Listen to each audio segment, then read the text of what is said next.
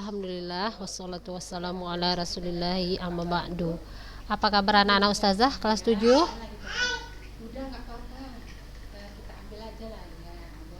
Masya Allah, tabarakallah.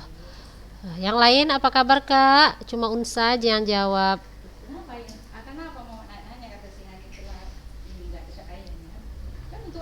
Masya Allah, tabarakallah. Nah, kakak-kakak siap untuk memulai pelajaran hari ini? Insya Allah. Iya. Kalau memang sudah siap, berarti tinggalkan ya kak yang tidak ada hubungannya dengan materi kita di hari ini, tidak ada hubungannya dengan pelajaran kita di hari ini. Kita pelajaran prakarya ya kak. Nah, anak-anak ustazah jangan lupa ya, kita harus banyak-banyak bersyukur sama Allah ya. Kita dikasih nikmat sehat, ya kan, nikmat bisa belajar, insya Allah ya. Nah, anak-anak ustazah, hari ini kita masih di bab budidaya, yaitu budidaya tanaman obat ya. Nah, kita sudah masuk ke sarana produksi budidaya tanaman obat. Nah, apa saja yang termasuk ke sarana produksi budidaya? Entah itu tanaman obat, ya kan? Entah itu tanaman sayuran. Afan ya kak, sebentar ya. Assalamualaikum. Apa? Mama lagi ngajar. Udah ya, mama lagi ngajar nanti ya. Nggak ada. Udah ya.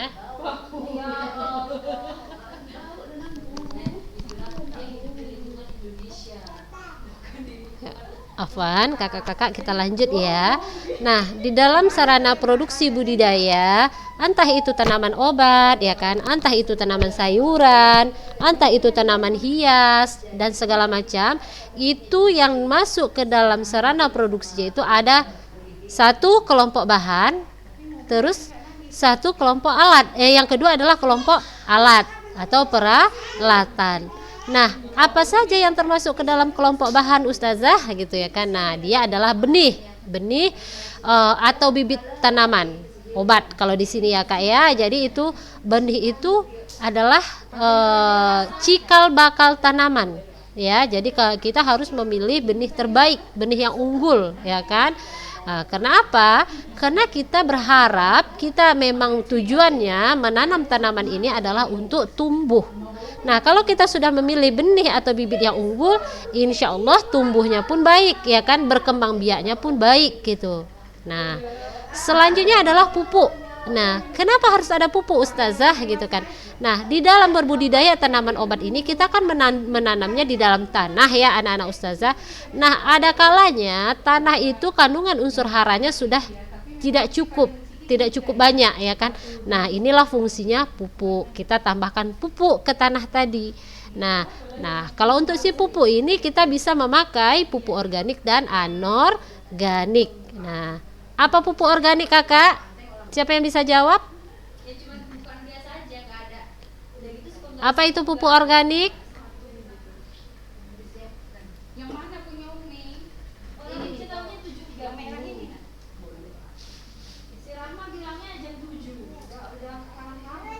Apakah?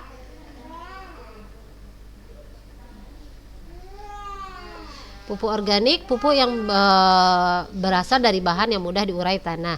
Nah, betul, tapi Ustazah ralat sedikit ya kak. Pupuk organik itu selain dia mudah diurai tanah adalah pupuk yang berasal dari alam. Nah, contohnya ya kak, pupuk dari alam itu bisa dari kompos, bisa dari kotoran ternak, ya. Dan lain sebagainya. Nah, kalau pupuk anorganik, siapa yang bisa? Pupuk anorganik itu apa? Ya, apa itu kak? Coba buka kameranya nak.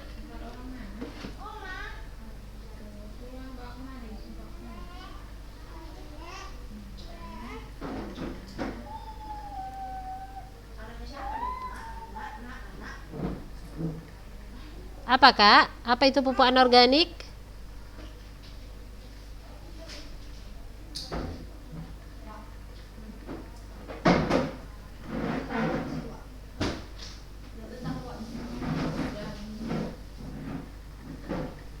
ya Kak.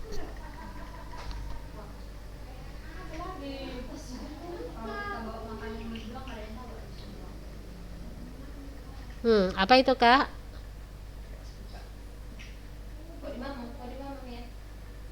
Pupuk buatan. Nah, untuk pupuk anorganik ini macam-macam ya Kak jenisnya. Ada yang namanya NPK, ada namanya urea, dan lain sebagainya.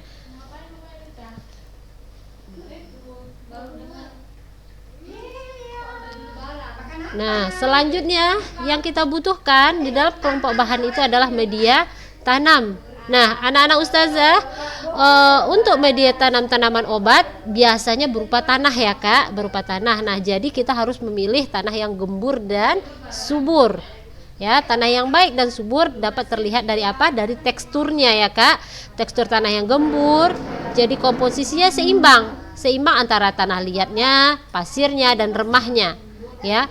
Nah, jadi harus seimbang. Itu adalah tanda-tanda tanah yang baik. Nah, jika tanahnya kurang subur, maka bisa kita tambahkan atau kita campurkan entah itu pasir, entah itu kompos, pupuk kandang, atau sekam ya.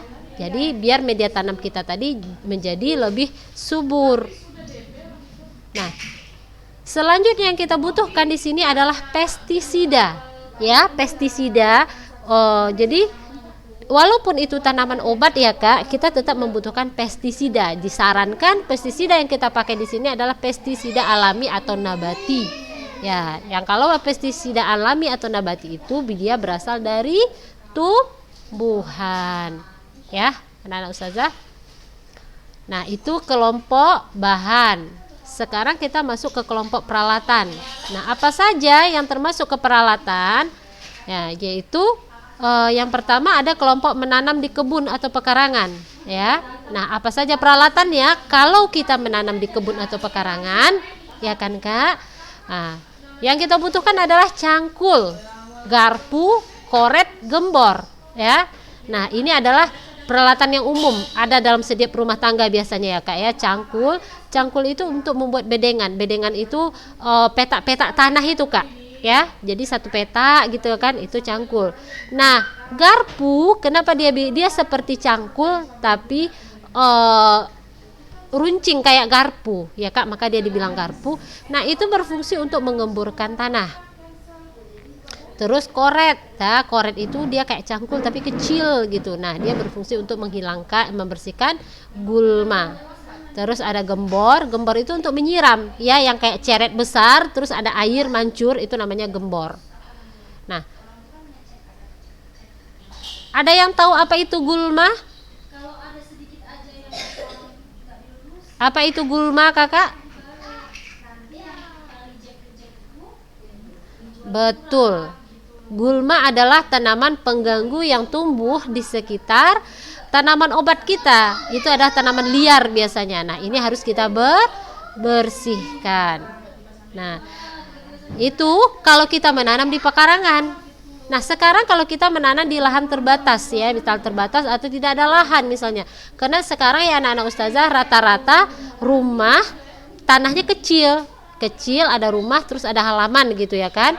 Nah, itu biasanya seperti itu. Yang kebanyakan sekarang seperti itu. Nah, kalau kita punya lahan terbatas seperti itu, apakah kita tidak bisa menanam tanaman obat atau tanaman lain ya misalnya? Nah, bisa, itu tidak jadi kendala anak-anak ustazah. Kita bisa menanam menggunakan polybag pot ya, atau wadah dari limbah botol mineral ya. Polybag pot atau limbah botol mineral. Itu bisa kita manfaatkan sebagai media tanam kita. Nah, setelah itu apa yang kita butuhkan yaitu sekop. Sekop itu untuk memasukkan media tanam ke dalam wadah. Media tanamnya apa di sini? Tadi kalau kita bertanam tanaman obat,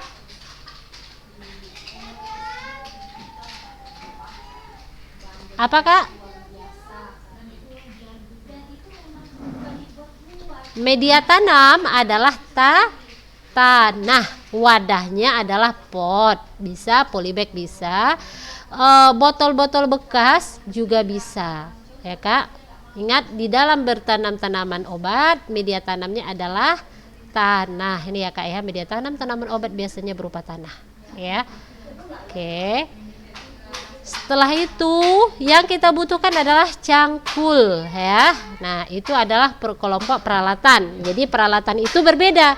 Kalau kita menanam di kebun atau pekarangan, lain peralatannya. Nah, terus kalau kita menanam di lahan terbatas, ya berarti kita menggunakan polybag, pot dan atau botol bekas terserah ya. Nah, itu juga peralatannya lain. Nah, itu dia termasuk kelompok peralatan, alat dan bahan. Anasya, kenapa hari gini sudah mengantuk? Nak, begadangkah anti tadi malam? Ya. Enggak. Nanya sama siapa anti begadang atau enggaknya?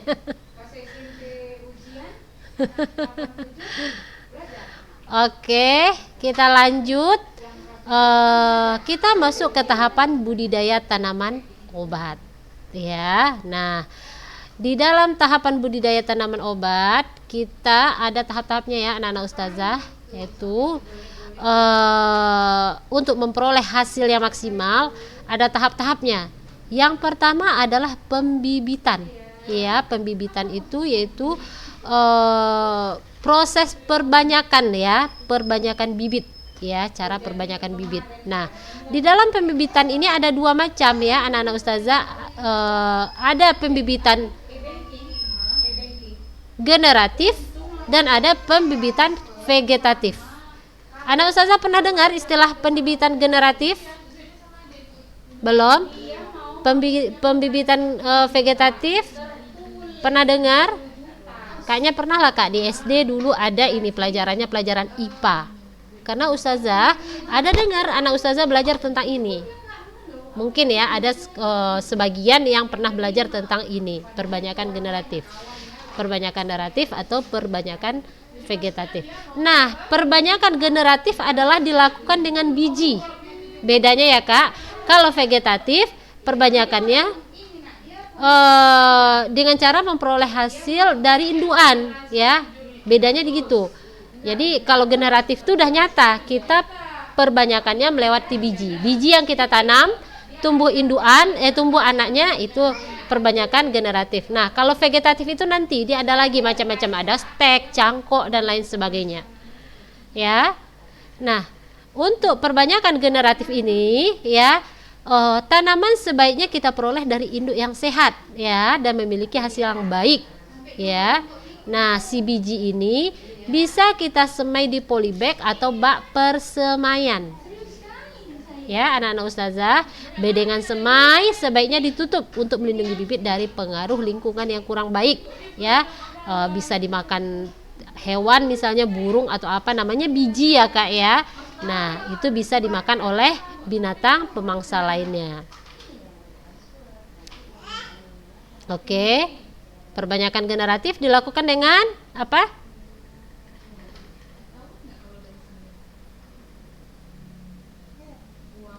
Dengan biji. Selanjutnya adalah untuk perkembangan generatif tadi anak-anak ustazah, banyak ya tanaman obat yang dapat diperbanyak dengan perbanyakan generatif, yaitu contohnya kayu manis ya, belimbing uluh, cengkeh ya. Ini adalah tanaman-tanaman yang memang ditanam dari bijinya ya Kak. Paham? Sampai di sini paham? Ya, Bu.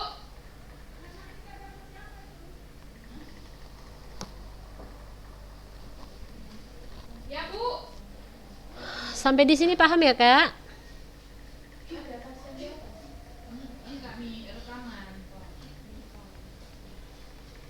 Orang itu belajar sama si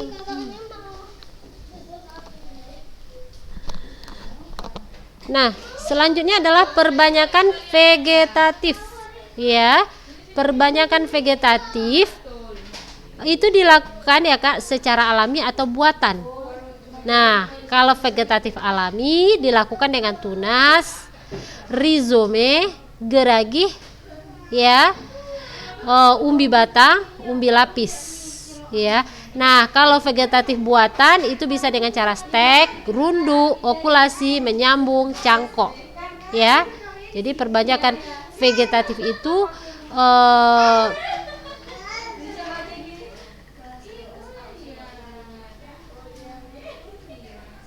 ada bagi kelompok-kelompoknya lagi. Ada vegetatif alami, ada vegetatif buatan. Ya, anak-anak ustazah.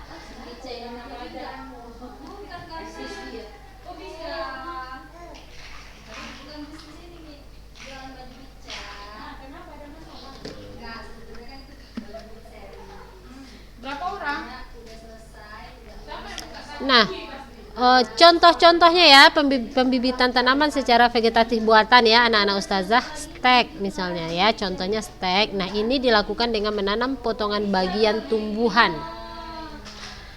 Nah, bagian yang dapat dipotong misalnya bisa batang atau daun ya.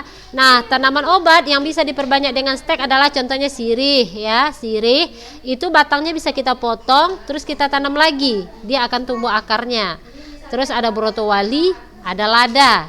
Ya, anak-anak ustazah, itu adalah contoh tumbuhan yang ditanam dengan stek. Nah, selanjutnya adalah dengan cara cangkok ya.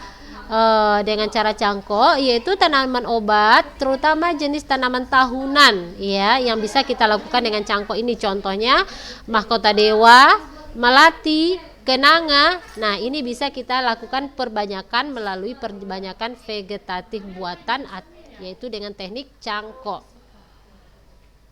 Ya.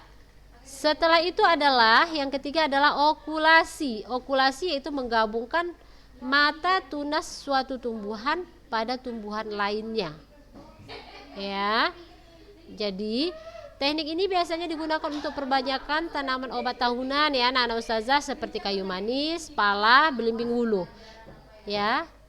Nah, ini adalah contoh cangkok ya, contoh gambar cangkok ya anak-anak ustazah.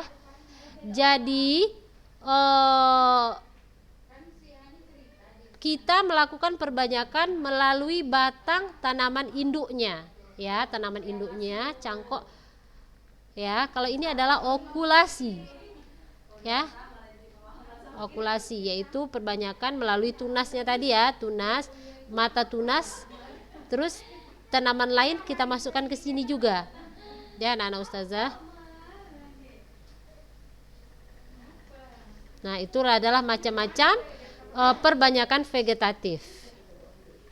Sampai di sini anak-anak ustazah paham?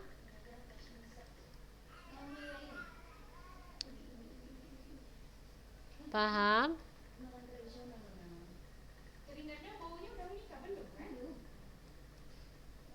Paham ya Kak? Alhamdulillah. Ada yang mau ditanyakan sampai di sini?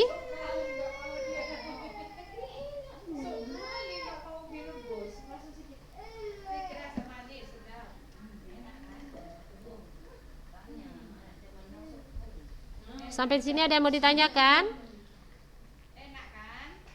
Ustazah nggak paham ya Kak? Coba Ustazah tanyakan dulu. Ya, siapa lagi? Cuma 23 orang. Yang lain coba hidupkan kameranya Kak. Mana orang-orangnya ini? Cuman berapa orang? 2. Cuma 1 orang yang hidup kamera, 2 orang.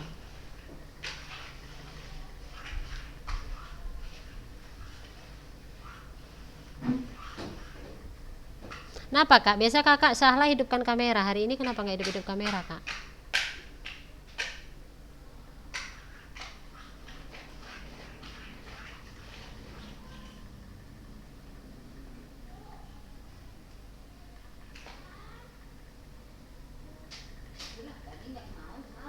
Oke, Ustazah tanya ya. Hidupkan dulu speakernya. Hidupkan aja speakernya, nggak apa-apa. Aktifkan speakernya semua.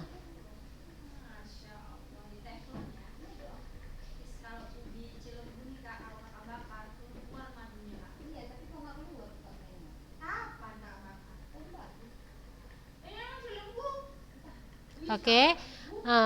Coba Kakak Ustazah tanya ya. Danisa Putri. Ya. Coba, apa itu perbanyakan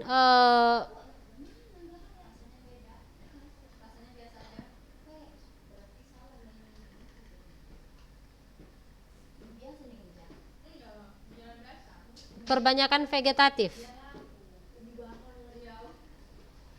Hidupkan aja Kak speakernya, nggak apa-apa.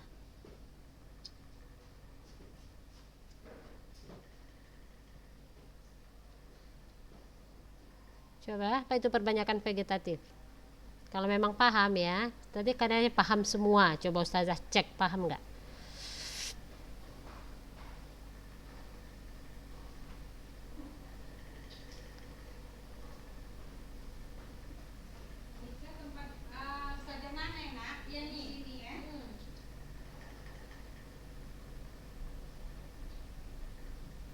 Dari induan?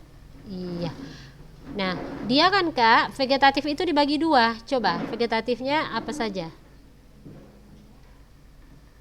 Ya, perbanyakan vegetatif itu dibagi dua. Siapa yang bisa?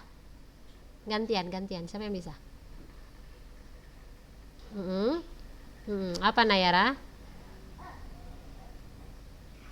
Nah, kalau yang alami itu apa aja contohnya Kak?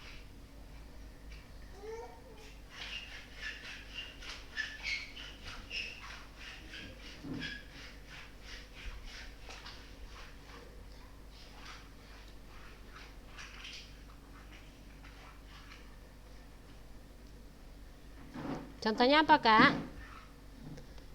Dengan cara apa?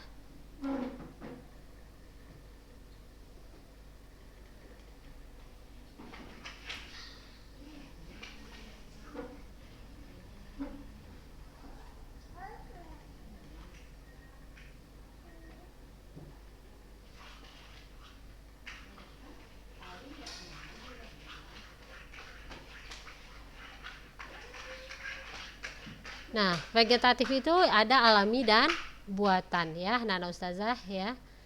Tadi katanya paham semua kakak-kakak. Ustazah tanya kok bingung. Nah, ini dia, balik ya. Nanti dicatat ya Kak ya. Catat.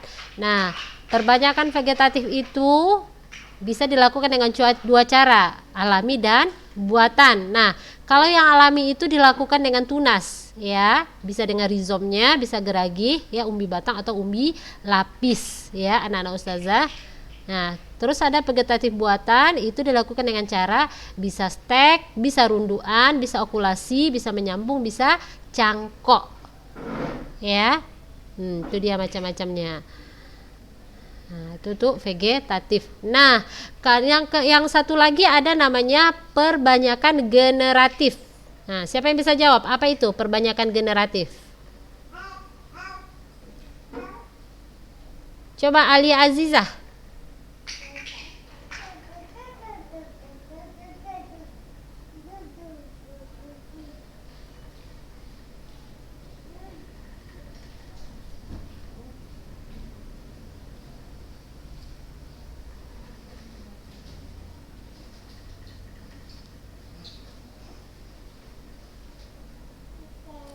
Apakah Ali Azizah?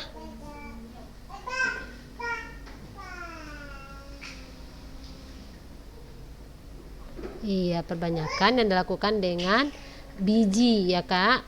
Nah, jadi kalau yang kita tanam itu harus kita perhatikan induannya ya kan Kak. Nah, kalau kita mengambil dari biji, kita perhatikan tanaman induknya sehat, memiliki hasil yang baik. Misalnya nanti di sini mau perbanyakan pohon mangga misalnya kan. Nah, kalau mangganya manis gitu kan, nanti makan mangga, terus mangganya manis gitu. Nah, itu bisa kita tanam bijinya. Itu namanya perbanyakan generatif. Kenapa? Anti tanam karena tadi mangga tadi hasilnya manis gitu ya kan. Nah, jadi dia menjadi alasan untuk bisa kita tanam. Baik anak-anak Ustazah. Waktu kita sudah habis. Insya Allah minggu depan kita lanjutkan ya Kak. Dan semoga materi kita hari ini ada membawa kebaikan untuk kita semua. Mari kita baca doa kafaratul majlis. Subhanakallahumma wa bihamdika asyhadu an la ilaha illa anta astaghfiruka wa atubu ilaik. Assalamualaikum warahmatullahi wabarakatuh.